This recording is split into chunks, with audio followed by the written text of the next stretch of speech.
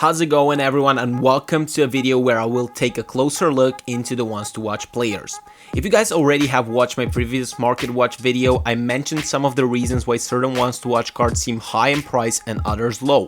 The SBC is maintaining the price of ones to watch players above 50k, so any ones to watch cards who are in the range between 50 and 60k are at that amount because the current demand on SBCs won't let them go lower in price. Currently, we can't really have a picture on what certain ones to watch players from the winter edition will settle at. When the SBC will be over, many of them will lose their value and go under the amount on which they have currently settled. If we take a closer look at the ones to watch summer edition, we can clearly see that some of the players are going for way more than they were, for example, last week.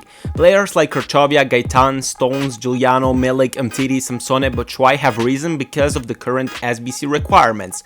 All of these players were valued under 50k before the SBCs were released. If these players won't get any solid performances in the future after the SBC is over, they should all be lower in price. And the fact that they have returned into the system makes me think that these cards could potentially get even lower than what they were before the release of these ones to watch SBCs. On Twitter, I get a lot of questions whether is it good to invest in ones to watch players who will potentially get an upgrade. Players like Kante, Mane and Dembele are in my opinion riskier to hold when the upgrades are released.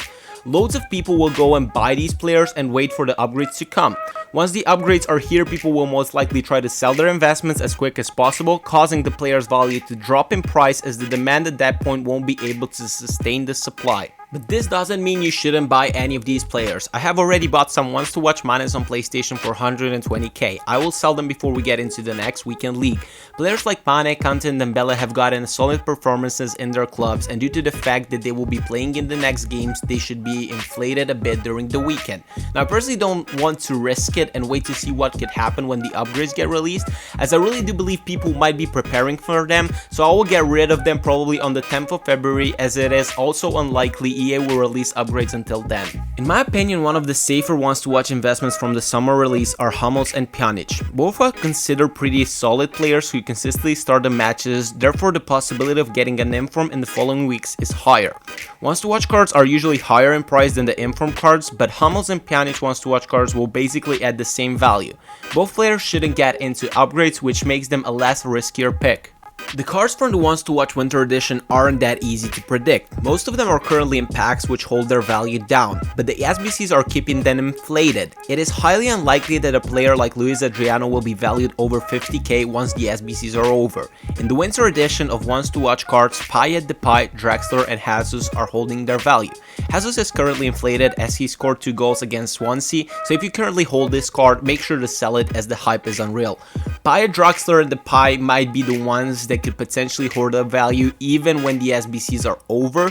This week we could have had an overview on certain players that are listed in the winter ones to watch team, so let's take a closer look in some of these players. Jovetic started the game with Sevilla but got subbed in the 71st minute. Mali started at Wolfsburg in a 1-0 loss against Cologne, wherein Tep got substituted instead of Gilavogi in the 86th minute. Bailey was subbed in the 82nd minute in 1-0 loss against Hamburg. Golodezicak, I don't know if I pronounced that correctly, wasn't in the team on Sunday. Sportiello started in Fiorentina but didn't get a clean sheet, while Saponara wasn't even in the subs. De La Feo played for the whole 90 minutes in a 1-0 loss against Sampdoria.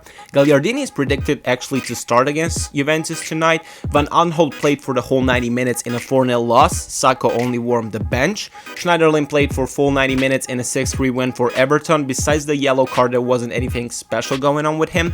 Gabirini scored the only goal in a 3-1 loss against West Ham United. Yang scored a goal and an assist in a 2-1 win. Got subbed in the 81st minute. Berahino was subbed in the 58th minute in a game of Stoke lost 1-0. Payet got subbed in the 54th minute. Sanson got subbed in the 84th minute on a match Marseille actually lost 1-0. Draxler played the full 90 minutes while Gonzalo Guedes was subbed in the 72nd minute. Also, Depay is expecting to start today against Saint-Etienne. I know it is way too early to get an overview of how much playtime these guys will get, but it's a start. Players who will get a lot of playtime will be potentially good to invest after these SBCs are over. And why I wouldn't recommend you guys investing in these cards just yet is that we don't know at what price they could potentially settle. If Niang doesn't get into this team of the week, his price will be affected by it. Due to the SBCs, I don't think he'll be able to fall lower than 50k unless the demand on the summer wants to watch SBCs will fall as well.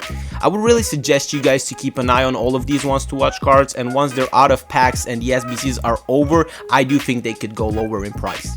If you watch my latest market watch video, then you know that in my opinion, investments in the wants to watch players who are higher in price than 60k and are not hyped up by their performances or potential playtime should be made tonight or Monday. Lots of people will expect these cards to go down with the rewards, but that usually happens is the demand gets higher on days when people expect these cards will get lower in price, and therefore these cards actually start inflating. We have had much success with investing this year as we always try to be ahead of the crowd, which a lot of times paid off. If we can get 50 likes on this video, I'll try to make a wants to watch video update every Monday describing potential investments in wants to watch cards. Thank you guys for watching, make sure to subscribe on the way out, and I'll see you next time.